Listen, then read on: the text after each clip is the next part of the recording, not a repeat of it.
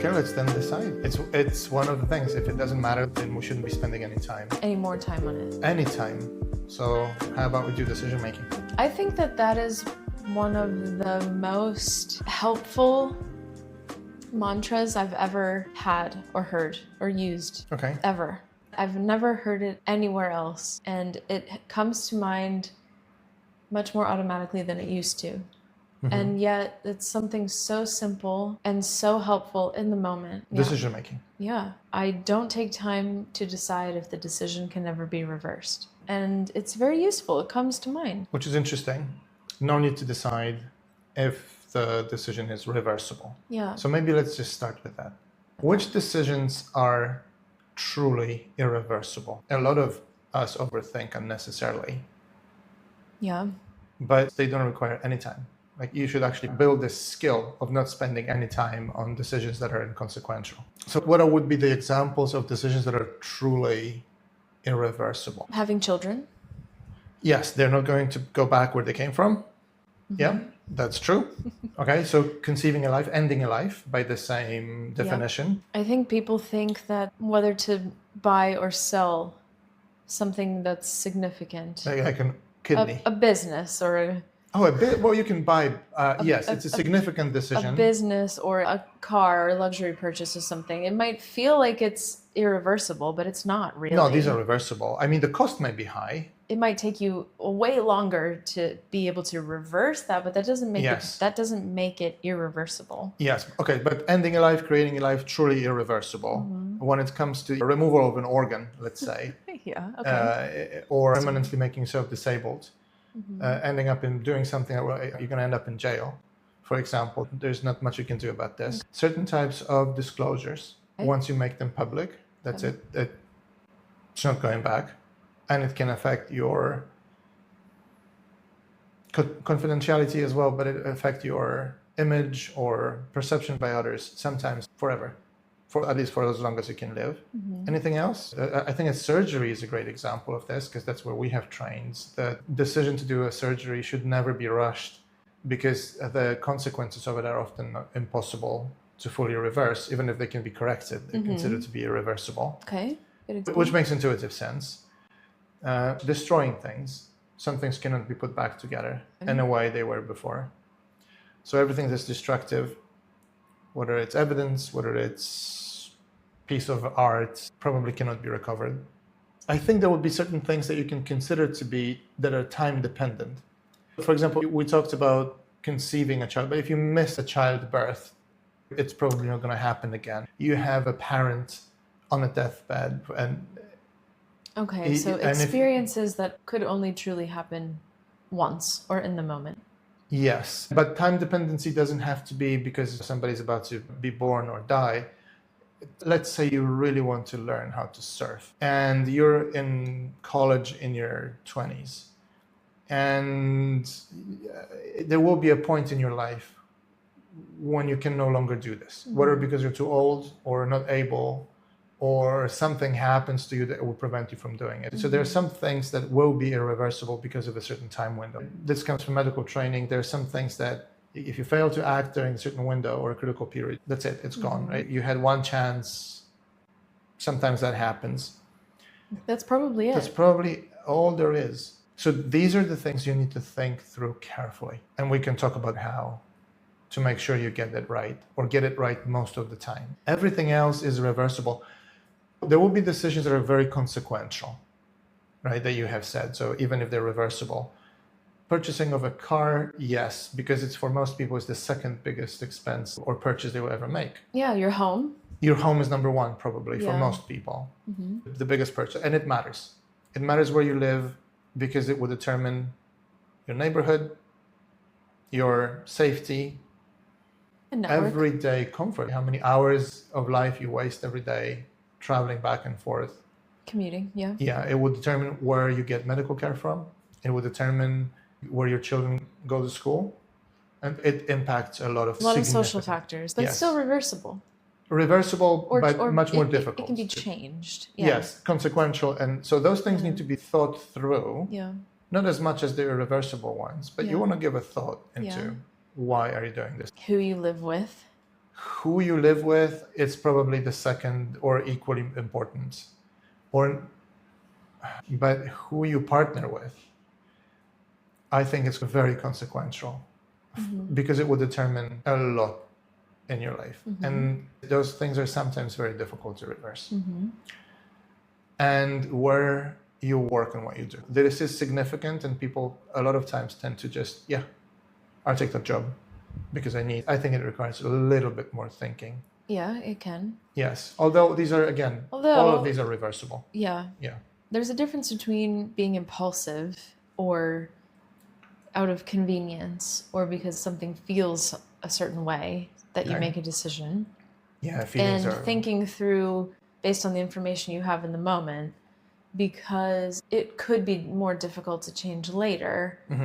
So I think we're saying the truly irreversible decisions, there's value in thinking through those in a more systematic in a very systematic way versus the big purchases or big decisions that are still worth, you should still think through those. Yes, these are repairable.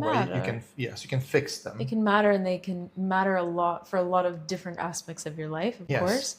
But in terms of spending all of your resources, it's the daily decisions that people in business or at work, or let's say even a health decision, that will keep someone from deciding at all or taking an action at all or making any sort of progress because they feel like it's irreversible or they feel that it's really consequential when it isn't compared to the ones we've just listed. Yes. And here's an important distinction to make, because we're talking when taking time to decide or using structured decision-making tools, we're talking about whether the decision is reversible, repairable, or irreversible.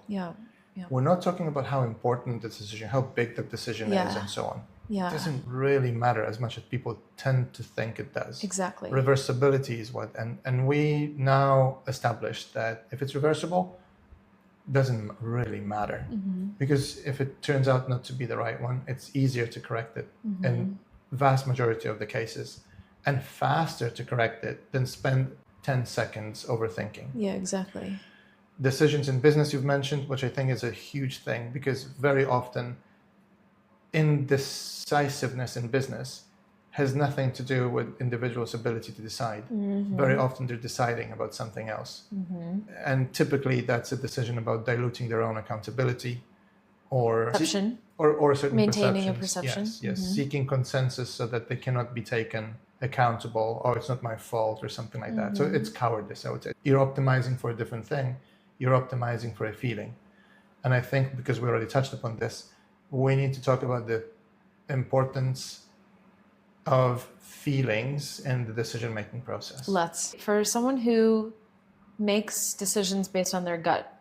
Yes. Or makes decisions based on emotions and feelings that they have. What is the best way to incorporate that into the decision-making process? Okay, so the first thing is, when we're talking about decisions, it means that we are in a situation where we do not know or cannot easily predict the outcome of the next step that we're going to take. Otherwise, there is no decision to be made, right? Yeah. Absolutely. Okay. Yes. Now, here's a paradox. People are unable to make decisions when there are no emotions involved. There's a famous researcher in neuroscience that studied this for the first time. And we know this from experiments about people who, due to the brain damage, lost the ability to feel or experience emotions. And they don't become supercomputers that make great decisions. They become completely unable to make any call at all. People who are no longer able to feel are no longer able to decide. It's actually quite scary, but also funny, right? You put someone in front of the fridge and they have two things to eat, right? Let's say there's a carrot and an apple, and they would stand in front of them and they can write endless lists about why one is better or worse than the other, but they cannot make the final choice. So emotions are necessary for people to even be able to make a decision. However, the vast majority of decisions driven by emotions, or we call it emotional reasoning, are incorrect in the long term. But that's also how most people decide. Yeah. And everyone who's listening right now will remember where they have bought something that they thought they really need or want, whether it's shoes or a car or a house, and they regretted this decision very soon after making it. Because the moment the feelings go away, you're stuck with the consequences. So we call it emotional reasoning, and that's how the vast majority of the people decide. And the problem with that, it's extremely unreliable. People have this belief that, oh, follow your gut feeling. Gut feeling is a good thing. It's not when it comes to decision making. And the research tells us that there's only one specific circumstance where gut-based decisions are usually the correct ones. And it is when you are an expert in a given field, the decision is within the field of your expertise, and that the environment in which that decision is made is repeatedly predictable. We can take a chess player, for example. Okay. Their decisions will be very good. A grandmaster will very likely, just taking a quick look at the board and making the next move, will probably make a good one, or amongst the top two best choices in any given moment. Right. They spend years training and practicing, and the environment is entirely predictable. But outside of that framework, it just doesn't work. Gut feelings in the vast majority of the cases do not work like that. Well, in that example, there's already this collection of data available, so it sort of shapes the intuition underneath the decision in the game. So there's still emotions there. There's still intuition there. Yeah. But it's backed by evidence that you've collected and observed up to that point. Yes. So your intuitions should be examined. Yeah. You should understand what drives them in a moment, truly. There's a lot of self-awareness that needs to happen here. There's a lot of other things that need to happen here. So for example, when you're buying a car, you might be looking on paper, that's the mileage I get, that's how finance is going to look like. But in reality, the emotional thing might be telling you, okay, I want to buy this one because it makes me look good in front of the neighbor, right? That's not the best way to buy a car, because 5 years from now, you're going to have an old car and you could have saved yourself a lot of money. And a lot of people finance that purchase as well. So you pay even more. Emotions are terrible advisors in the vast majority of cases. Examining your gut and understanding where the emotions are coming from is very different than following it. Yes. Or trusting it as a decision-making driver. Now, most of us run on autopilots, and we are not conscious of what drives those decisions. And again, we know from research that that's a certain underlying emotion. Yeah, okay. So we need emotions. Those emotions might exist for different reasons. Maybe we're protecting an identity, or we have some underlying fear, or we have just general excitement about something that we give our attention to, or we've generated enough experience up to that point that allows us to have this intuitive sense of why we might be making this decision over a different one in the moment. But then why do people struggle with those everyday decisions? Okay. So there are two types of struggles that people typically have. One, they're unable to make them, or unable to make the call, or they are repeatedly dissatisfied with the outcomes of that call. The most common reason why the majority of decisions that you take seem to be incorrect is because they are, again, emotionally driven. Now, you've mentioned a few reasons, like a fear, for example, or wanting to appear in a particular way. The trouble with emotions that they are short-lived. Therefore, emotional reasoning prioritizes immediate relief of that emotion over the long-term outcomes of that decision. That's why it never is reliable. It's never is reliable long-term. The other reason is the emotions distort the perceived probabilities. So what feels frightening to you, you will see this as much more likely to happen than it actually is likely to happen. So that reaction will make you act in a way that isn't consistent with what a genuine risk assessment would be. Right? Again, short-lived prioritization of immediate relief of attention is not good for long-term outcome. Emotions often contaminate decisions. An easy one is what your purchasing decisions look like when you go to a supermarket when you're hungry versus where you're fed. You will buy different things and it will shape your health in a different way if you go to a supermarket hungry. And again, it's emotional. Relatable. And the underlying emotion underneath it is hunger, right? And hunger is a survival threat. It's a powerful driver of decisions, much more powerful than what you think you should eat in that moment. Emotions also create certain tendencies to act in a particular way. The reason why people who are skilled at motivation or manipulation will try to get people in an emotional state, because they know, like if you're angry at your partner, you're way more likely to blame them, punish them, or take risks that are not necessary, or become aggressive, or say things that you later regret, right? Because you were in that state. If you're fearful, much more likely to run away or avoid or seek certainty, even if it isn't there, right? So every emotion will have its predictable behaviors associated with them. That's why advertisers will push for certain emotions, because that triggers behavior in a particular direction. It's a direction of what the advertiser wants, not necessarily what is best for you. Emotions also narrow attention. So you don't see the broader picture in the moment. That realization often comes later, and that's what people typically call regret from the decisions that they have taken. Yeah. Which is a useful emotion on its own, by the way, but Yes. we can come back to that later. Yes, but now you see how understanding your emotional state is an important information or data point in your decision-making process. Is it clouding my judgment? How is it clouding my judgment? So another reason people might say or feel or think that they struggle with decision-making, we've heard a lot, is, well, I don't have enough information to make a decision. The World Cup just happened. Yeah. And corruption aside, there are 11 guys on the field and substitutes ready for all of those positions at some point. Yes, you register them and there's rules around it, but you kind of know what the coach will do when substituting people. But if you go into the game and you've already made the decision to substitute at a certain time and a certain player, because of the way the performance has gone in the previous games, it doesn't really matter. You need to take the information that you have in the game and make the call for the game that you're playing right now. You don't go into any sports performance and follow a prescriptive plan for who's going to play when and what, because injuries can happen. Someone can get carded. They might go into extra time, so you need to be strategic. If you're down, you might need to add an offensive or defensive player.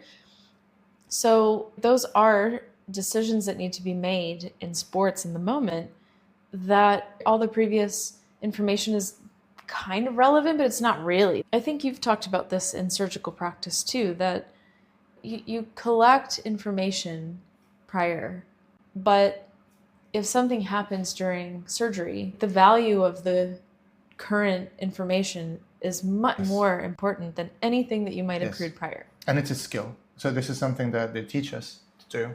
And that's the difference between assumptions about what will be and then an assessment of what is. But the rule is that the most recent information carries more weight than any other information obtained in the past. Yeah. That's it. That is important. Another thing I think that we need to say about decision making when it comes to information, yes, informed decision is better than an uninformed one, always. Yeah. But the amount of information that you need to make a decision saturates very fast. So few critical information points are often much more relevant than thousands of pieces of data that just create unnecessary noise. Because most information is irrelevant for the decision that you're making.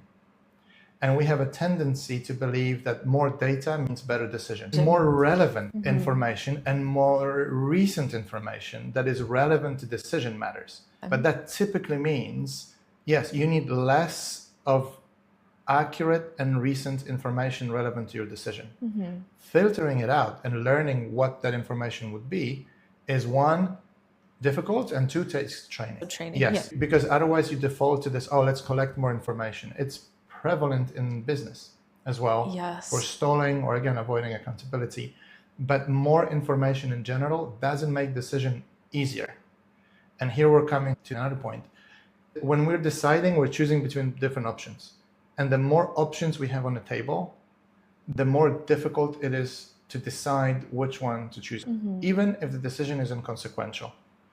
And it comes again from research about a person selling a jam on a local town market, where a trader couldn't understand how is it when they only had strawberry and raspberry jam, they were selling everything they brought to the market every single time. So they decided to expand the range, and now they have a blueberry jam and an orange marmalade and something. And suddenly, nobody was buying anything. People were not even buying the strawberry ones that they really liked. And the reason was because the more options they had to choose from, the less likely they are to make a decision. So limiting the information that you're taking when you're making a decision is necessary to avoid what we call this decision paralysis or analysis paralysis, where too much information, irrelevant information, or competing information comes in, and it makes choices much more difficult. In this particular case, they're completely inconsequential. Yet, it still prevents people from deciding. Buying something that they actually really like and have purchased before. Or buying something that they don't know and be curious. Maybe that's just something that they want to explore again, or learn that they never want to go back. So when someone finds themselves in this defense of, I need more information, or I need another meeting before I decide, or I think I need to know more, what is that often? Is it simply protection of ego? Is it identity? Is it Could be. Often, is it that what you think you're deciding is you're actually avoiding a decision of something else? You've seen people walking on the street, they have t-shirts that says, I'm an overthinker, like a badge of honor. And they think, I'm this person who thinks a lot about the thing. Well, the truth is you don't. You don't act. Essentially, that's what it means. And you have created a very sophisticated way of explaining the inaction or the inability to act or choose to yourself. But we know the underlying mechanism underneath the overthinking. Because it's not a character, it's not an identity, it's a cognitive response in a way that comes from the individual's inability to tolerate uncertainty. Yeah. This phenomenon describes how strongly somebody will react to the situation that they're not familiar with. So the less predictable the outcome, the less likely they are to act. And that overthinking, in a way, minimizes the uncertainty because it prevents you from trying out any outcome. Again, we know that the easy solution is that, is it reversible? Yes. Then it doesn't matter which thing you choose. Go with this because you're going to learn more from action than from thinking. Thinking is not a new information. You're not acquiring anything. It's not a structured analysis or decision-making tool. No. It just prevents you from acting while making yourself feel good about yourself. And it also takes a lot of energy and resource as well. Is there also a benefit of making that decision when they know that they have the cognitive resources to be able to do it? We're not talking about decisions like in traffic or what to eat or something. But if you're in business or if you're at work and you know tomorrow there's an important decision that needs to be made, do you put it at your peak performance hour or do you move? Yes, ideally. Yeah. There are people who are good decision makers. If they're aware of that, if they have enough self-awareness to know that, there will be people who will never make decisions during certain times of the day. Or they will only make them on the particular time of the day where they perform the best. And that has been tried and tested, and that's the right thing to do. However, you need to be aware of what it is. You also deplete that ability as you go through the day. So people are often unaware of this, but your ability to make sound judgments depletes as you go through the day. And many people can spend their entire decision-making ability before they even get to work. What do I wear today? What do I put on? Which way do I take to work? What do I eat for breakfast? Before you even get in the car, you've already depleted. It's a finite resource. And again, we know that from research. This is where the values of routines come in. These are repeated behaviors that do not drain your cognitive resources as you go through the day. Simply, that's my morning. That's what it looks like. I don't think about it. I don't decide. My breakfast is always the same. Clothing is always the same. Or it's ready the day before. The goal is preserving that ability for the moments that really matter during the day. So that's a separate skill set. But I would like to go back to the intolerance of uncertainty and its importance in decision making, because we know that uncertainty in humans creates something that now is described as anxiousness. Anxiousness is simply something we experience when we don't know the outcome of something that's going on. And the people who consider themselves to be overthinkers, so do not decide and act, they feel anxious. Unfortunately, this often ends up with people receiving drugs to dampen the symptoms. So not only they're often more anxious or distressed, they worry more, they have worse mental health outcomes, they also make worse decisions. And it's not their identity, it's just the way that their brains respond to the unpredictable outcomes. However, the unhelpful default is that they stay in the same place. So they don't resolve for the uncertainty. Because making any decision and just seeing what is, even if it was an incorrect one and it's reversible, takes one of the decisions off of the table. Yeah. Which means it reduces the uncertainty. And that's what the simple thing that any overthinker can do is actually just stop for a moment and do something. Because that way they will learn, and either they get lucky, because again, it's still an emotional decision-making process, just rooted in anxiety or distress, but they eliminate a range of other possible outcomes. There's a new piece of relevant information that came in that wasn't a right decision, or it was a right decision. Yeah. Either way, uncertainty gets reduced, therefore outcomes improve over time. Yeah. So the overthinkers, it doesn't matter what they do, it is always better than continuing to think. Yeah. And if the decision is inconsequential, it sounds like madness to give yourself a label that this is who you are. It's not a character flaw. It's a basic neurological mechanism. Yeah. Yeah. And also another universal truth, I think, that the anticipation of something is often much worse than the actual thing itself. How often do people make decisions, whether they're big or small, in their professional or personal life, and then really think about it? Once it's made, you kind of move on fast. But if you have a decision that is,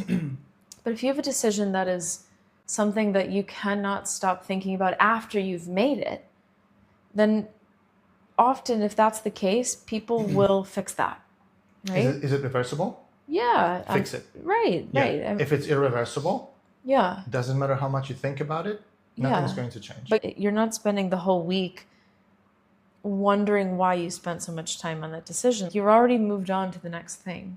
Or at least you should have. Yeah, most people do, right? Yeah. Or you just take the evidence for why that was a good decision, unconsciously even. So there is no such thing as good decision. Well, there is, but not in a way people understand. Yeah. Because people tend to interpret whether the decision was good or bad by the outcome. Now, it is completely possible to make the best possible decision in a moment and come up with a bad outcome that you didn't want. Yes. Or it is possible to make a terrible or terribly stupid decision and get the great outcome by chance. It tells us nothing about the decision quality itself. Nothing. And the paradox comes from the point that, again, your decision always applies to the future uncertainty. Therefore, it's not about getting it right all the time. If you would, there is no decisions to be made. If you know the outcome, there is no decision to be made. That's not a skill. So you can never predict the outcome of a decision, but you can always look back and see at the consequences of the decisions that you have made. That's the mistake that most of us intuitively make, because we can only make them forwards, but we kind of understand them looking backwards. And I think that there's a learning in what you just said here, is that it doesn't matter. It matters much more whether the decision that you have made was the correctly made decision, examining the right things at the right time, taking the relevant information into place at the moment when you are deciding. Yeah. Because if the circumstances change 10 minutes after you took that decision, again, most of them are correctable or adjustable. The point is that you can only understand them backwards, but you always make them forwards. Yeah. And we often tend to swap the thinking. And choosing a decision that feels closer to the outcome that you want, or feels, let's say, good, is also simply a decision that is just aligning to the emotions that emotional you want to reasoning. feel, right? So, I mean, it's kind of basic in that way. It is kind of basic. And so we know that emotional decisions almost always get you the wrong outcome. And even worse, the more you repeat something, the more likely you are to make the same call in the future. That's what people constantly get into bad relationships, purchase stupid things they didn't need, bad partners, repeatedly the same type of a person. And again, it's not their fault. It's the brain's default model of emotional reasoning. And pretty much everyone, unless they learn to do this, will make decisions with 6 decision-making models, which is probably something that we can cover at some other time. But those are fixed. And everyone follows one of those patterns subconsciously for every decision they make in life, but they don't realize it at all. When it comes to the emotional one, the emotions are terrible advisors.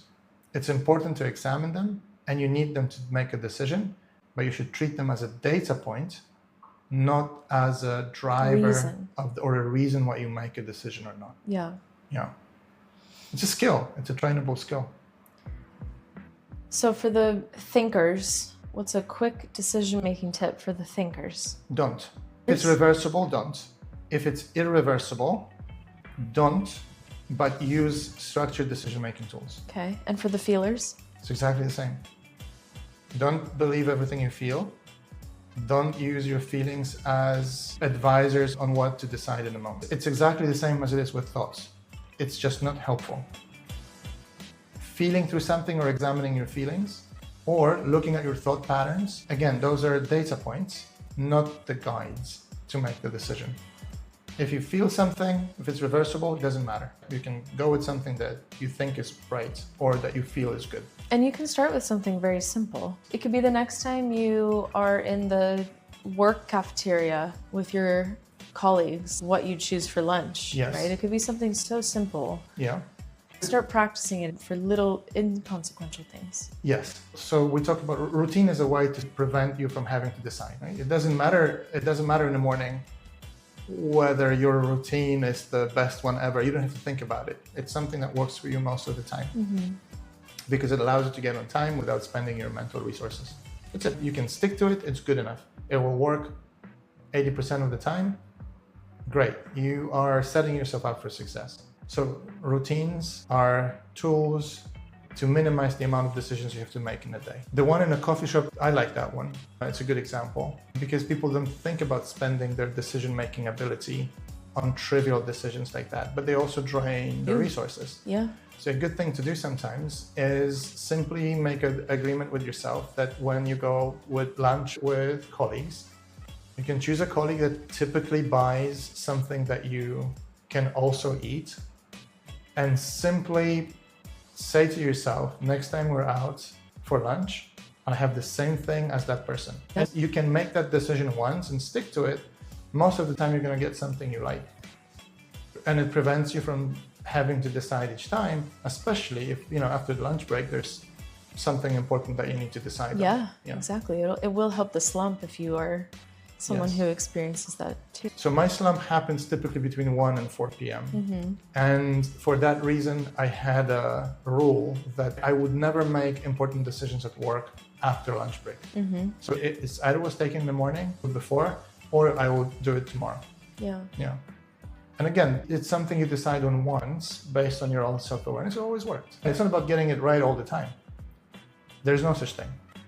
It's getting it right most of the times.